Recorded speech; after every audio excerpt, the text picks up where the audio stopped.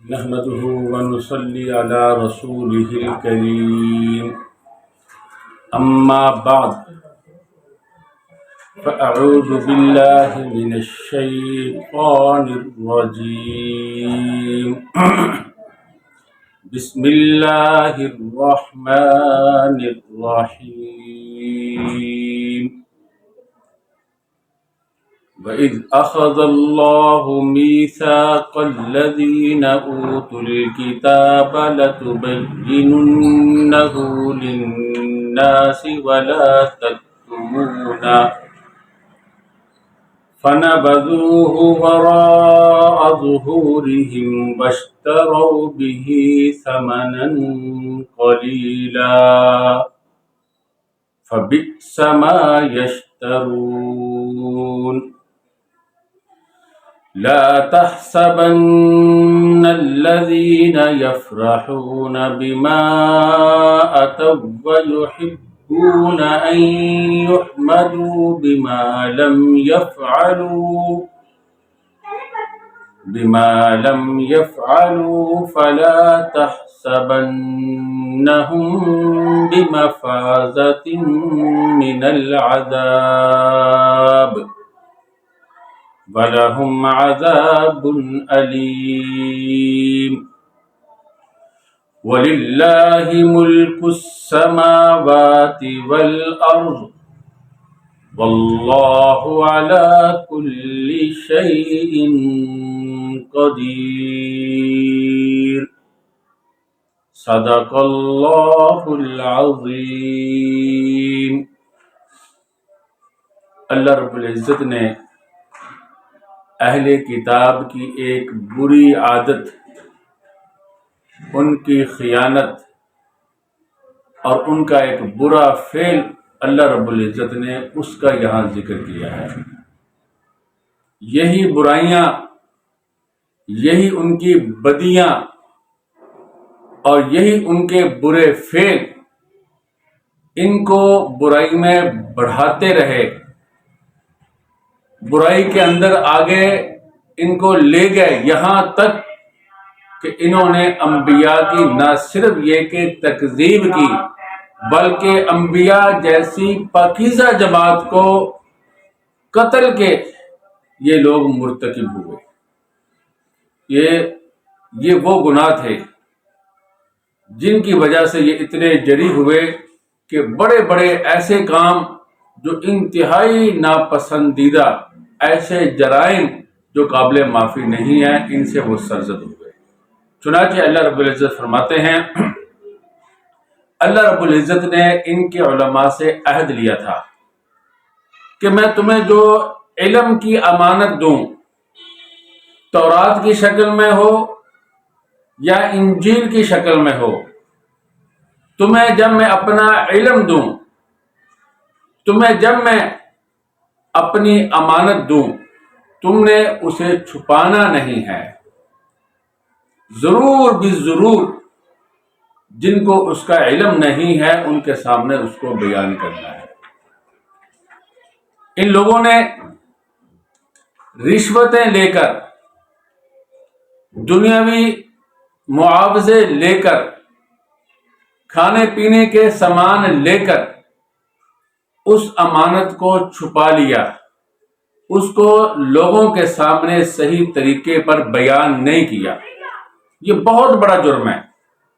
آپ اپنے ادارے میں ایک استاد رکھتے ہیں، استاد کی ذمہ داری ہے کہ ادارے کا جو صحیح منشور ہے، جو اس کے ذمہ تعلیم کی جو ذمہ داری ہے، اس میں خیانت نہ کرے۔ اگر وہ بچوں کو صحیح تعلیم نہیں دیتا یا ادارے کے لوگوں کو صحیح معلومات فراہم نہیں کرتا تو وہ کتنا خطرناک ہو سکتا ہے کہ لوگوں کو غلط معلومات دے رہا ہے، لوگوں کو غلط تعلیم دے رہا ہے۔ یہ وہ جرم ہے جو قابل معافی نہیں ہے، جس کی وجہ سے آپ کا ادارہ تباہ و برباد ہو سکتا ہے۔ آپ کے ملک کے جج جو امانت ان کے ذمہ ہے اس کے مطابق فیصلے نہ کریں، رشوتیں لے کر غلط فیصلے کرنا شروع کر دیں تو آپ کے ملک کی بنیادوں کو وہ ہلا دیں گے۔ کسی بھی بڑی سے بڑی کمپنی یا فیکٹری کے اندر وہ لوگ جن کے ذمہ داری ہو، جن کے اوپر بڑی ذمہ داری عائد ہوتی ہو، وہ لوگوں کو اگر غلط معلومات دیں گے، لوگوں کو غلط تعلیم دیں گے اور لوگوں کو غلط باتیں سکھائیں گے تو وہ فیکٹری باقی نہیں رہ سکتی۔ اسی طرح اللہ رب العزت نے ان کے ذمہ جو تعلیم لگائی تھی، جو ان کو علم دیا تھا، جو امانت دی تھی، انہوں نے اس میں خیانت کی، خود تو گمراہ ہوئے، وہ رشوتیں لے کر، معاوضے لے کر، مگر جو لوگ ان کی بات مانتے تھے ان کو بھی گمراہ کر دیا۔ آپ دیکھیے ہمارے معاشرے کے اندر بھی علماء سو جو برے علماء ہیں، انہوں نے سینکڑوں نہیں، ہزاروں نہیں، لاکھوں لوگوں کے عقائد خراب کر رکھے، ان کے نظریات خراب کر رکھے ہیں، تو خود بھی گمراہ ہوئے، لاکھوں لوگوں کا راستہ انہوں نے خراب کیا۔ اگر اللہ رب العزت سے یہ معافی مانگیں تو آپ بتلائیں ان کو کیا جواب ملے گا؟ اللہ تعالیٰ فرمائیں گے تمہیں معاف کر دیتا ہوں، مگر ان لوگوں کا کیا ہوگا جن لاکھوں لوگوں کے تم نے ایمان خراب کیے، جن لاکھوں لوگوں کو تم نے ہدایت سے بھٹکایا، ان کا کیا ہوگا؟ تو یہ کتنا بڑا جرم ہے۔ یہ والا جرم، یہ بری عادت، یہ جس طرح اہل کتاب میں تھی وہ اس امت کے اندر بھی منتقل ہو گئی۔ نبی اکرم صلی اللہ علیہ وسلم نے فرمایا جس سے کسی علم کی بات کے بارے میں پوچھا گیا اور اس نے اس کو چھپایا، اس کو آگ کی لگام دی جائے گی۔ کتنی بڑی تکلیف دہ ہے یہ بات کہ ایک انسان، اس کو اللہ رب العزت علم دیتا ہے اور وہ علم میں خیانت کرتا ہے۔ تو علم میں خیانت نہیں کرنی چاہیے، یہ بہت بڑا جرم ہے۔ میں نے چند مثالوں سے سمجھایا کہ یہ علم میں خیانت، یہ لاکھوں لوگوں کی زندگیاں لے ڈوبتی ہے، یہ کوئی معمولی کام نہیں ہے۔ اسی لیے اللہ رب العزت نے اہل کتاب کو دنیا میں بھی رسوا کیا، آخرت میں بھی فرما دیا ان کے لیے دردناک عذاب ہے۔ آپ دیکھیے ان جو 3 آیت مبارکہ میں نے تلاوت کی ہے، ان کا مفہوم تقریباً مطلب جو ہے اس کا خلاصہ یہی نکلتا ہے، اور ساتھ ساتھ میں سمجھاتا رہوں گا۔ اللہ رب العزت فرماتے ہیں یاد کیجئے اس وقت کو جب اللہ رب العزت نے میثاق الذین اوتوا الکتاب، اہل کتاب سے اللہ رب العزت نے عہد لیا، وَإِذْ أَخَذَ اللَّهُ، جب اللہ نے عہد لیا، لَتُبَيِّنُنَّهُ لِلنَّاسِ، تم لوگوں کو کھول کر بیان کرو گے۔ یہ لفظ لَتُبَيِّنُنَّ بیان بتا رہا ہے کہ صرف بیان کرنا کافی نہیں ہے، کھول کر بیان کرنا ضروری ہے۔ تم لوگوں کو کھول کر بیان کرو گے تاکہ کوئی کسی قسم کا کوئی شبہ باقی نہ رہ جائے، اور وَلَا تَكْتُمُونَ، تم اس کو چھپاؤ گے نہیں۔ فَنَبَذُوهُ وَرَاءَ ظُهُورِهِمْ، تو انہوں نے پھینک دیا، نبذ کا معنی ہوتا ہے پھینک دینا، انہوں نے اس عہد کو اپنی پیٹھوں کے پیچھے پھینک دیا، یعنی اس کی پرواہ نہیں کی۔ وَاشْتَرَوْا بِهِ ثَمَنًا قَلِيلًا، اور لے لیے انہوں نے اس کے بدلے میں ثَمَنًا قَلِيلًا، حقیر معاوضے۔ ثمن کہتے ہیں کسی چیز کے معاوضے کو۔ اشترو کا معنی خریدنے کے معنی میں آتا ہے کسی چیز کو پسند کر لینا، کسی چیز کو اختیار کر لینا۔ تو انہوں نے اس کے بدلے میں قلیل، حقیر یعنی دنیا کو لے لیا۔ تو دنیا آخرت کے مقابلے میں، پھر اللہ رب العزت کی امانت آیات کے مقابلے میں ہیچ در ہیچ ہے، کوئی معنی نہیں رکھتی۔ تو انہوں نے اس کو لے لیا، معاوضوں کو لے لیا، اور اللہ رب العزت کے عہد کو، اللہ رب العزت کی دی ہوئی علمی امانت کو، اپنی اس کے بارے میں جو عہد تھا اسے پس پشت ڈال دیا اور اس امانت میں خیانت کی۔ فَبِئْسَ مَا يَشْتَرُونَ، اللہ رب العزت فرماتے بہت برا ہے وہ جو انہوں نے لیا اس امانت کو چھپانے کے لیے. لا تحسبن الذين يفرحون بما اتوا ويحبون ان يحمدوا بما لم يفعلوا. اللہ رب العزت فرماتے ہیں آپ گمان نہ کرنا ان لوگوں کو جو خوش ہوتے ہیں اس پر جو انہوں نے کیا، اور وَيُحِبُّونَ أَن يُحْمَدُوا، اور پسند کرتے ہیں کہ ان کی تعریف کی جائے اس پر جو انہوں نے نہیں کیا. یعنی جو انہوں نے کام کیا اس پر وہ خوش ہوتے ہیں. مروان نے حضرت عبداللہ بن عباس رضی اللہ تعالی عنہ کے پاس کسی کو بھیجا کہ اس آیت مبارکہ سے معلوم ہو رہا ہے کہ جو نیکی کی اس پر جو خوش ہوتا ہے اور جو نیکی نہیں کی اس پر تعریف کو پسند کرتا ہے، اللہ تعالیٰ فرماتے ہیں کہ میں اس کو عذاب جہنم میں ڈال دوں گا، عذاب دوں گا. اس سے معلوم ہوا کہ ہم سب کو اللہ عذاب دیں گے. حضرت عبداللہ بن عباس رضی اللہ تعالیٰ عنہ فرمایا یہ آیت آپ نے جو مسئلہ پوچھا ہے اس کے ساتھ اس کا تعلق نہیں، یہ یہودیوں کے بارے میں نازل ہوئی ہے. اللہ کے نبی صلی اللہ علیہ وسلم نے یہودیوں کو بلایا، ان سے کوئی بات پوچھی، انہوں نے اصل بات کو چھپا لیا، دوسری بات ظاہر کر دی اور خوش ہوتے تھے کہ ہم نے صحیح بات نہیں بتلائی، اور اس پر مطمئن تھے. اللہ رب العزت نے ان کی چھپی ہوئی بات کو اللہ نے ظاہر کر دی. اسی طرح منافقین، نبی اکرم صلی اللہ علیہ وسلم ان کو جہاد کے لیے بلاتے تو یہ کوئی نہ کوئی عذر کرتے، عذر کر کے جہاد سے پیچھے رہ جاتے. مقصد کیا ہوتا؟ جہاد میں شرکت نہ کرنا. وہ جو عذر ہوتے تھے وہ جھوٹے عذر ہوتے تھے، جھوٹ بولتے تھے.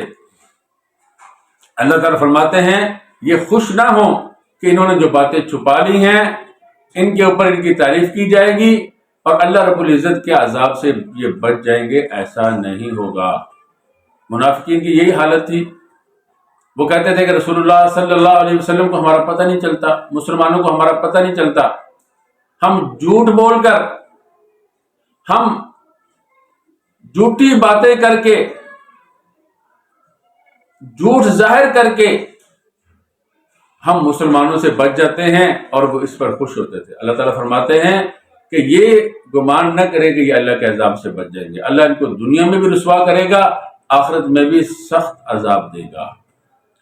تو یہ ان لوگوں کے بارے میں ہے جو حق کو چھپاتے ہیں. یہی مطلب ہو گیا جو پہلے والی آیت مبارکہ کا مطلب تھا، اس میں بھی وہی مطلب نکلتا ہے. حق کو چھپاتے ہیں اور سمجھتے ہیں کہ کسی کو پتہ نہیں چلے گا، اس پر خوش ہوتے ہیں. اللہ رب العزت فرماتے ہیں اللہ رب العزت سے یہ بچ نہیں سکتے. اللہ ان کو دنیا میں بھی رسوا کرے گا، اس لیے کہ جرم بہت بڑا ہے، اور آخرت میں اللہ نے ان کے لیے دردناک عذاب رکھا ہے. اللہ تعالیٰ فرماتے ہیں نہ گمان کرے وہ لوگ جو خوش ہوتے ہیں اس پر جو انہوں نے کیا، وَيُحِبُّونَ، اور پسند کرتے ہیں کہ ان کی تعریف کی جائے اس پر جو انہوں نے نہیں کیا. یعنی حق بات انہوں نے ظاہر نہیں کی، وہ چاہتے ہیں کہ ہماری تعریف کی جائے. حق بات کو انہوں نے چھپایا، اور جہاد میں جانے سے متعلق اللہ کے نبی صلی اللہ علیہ وسلم نے ان کو بلایا، انہوں نے جھوٹے عذر کیے، یعنی حقیقت کو چھپایا کہ ان کا جہاد میں اس لیے شرکت کو دل نہیں کرتا کہ یہ منافق ہیں. ان باتوں کو چھپاتے ہیں اور یہ کہتے ہیں کہ ان کی تعریف کی جائے. اللہ تعالیٰ فرماتے فلا تحسبنهم بمفازة من العذاب، آپ ہرگز گمان نہ کرنا ان کو کہ یہ اللہ کے عذاب سے بچ جائیں گے. اللہ ان کو دنیا میں بھی رسوا کرے گا. وَلَهُمْ عَذَابٌ عَلِيمٌ، اور ان کے لیے دردناک عذاب ہے. وَلِلَّهِ مُلْكُ السَّمَاوَاتِ وَالْأَرْضِ، اللہ کے لیے ہے بادشاہت آسمانوں کی اور زمین کی.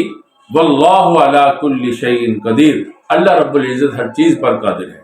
یہ جو یہودی کہتے تھے کہ اللہ رب العزت ہم سے مال کا مطالبہ کرتے ہیں، ہم سے زکوٰۃ کا مطالبہ کرتے ہیں، نعوذ باللہ مطالبہ تو وہ کرتا ہے جو فقیر ہوتا ہے. اس کا مطلب یہ ہوا کہ یہودی نے کہا ہم مالدار ہوئے، اللہ فقیر ہوئے، نعوذ باللہ. اور پھر اللہ کہتا ہے میں بڑھا چڑھا کے دوں گا، یہ تو سود ہوا، اللہ خود اس سے منع کرتا ہے. تو تو اللہ غنی بھی ہو تو وہ سود کبھی نہیں دے گا۔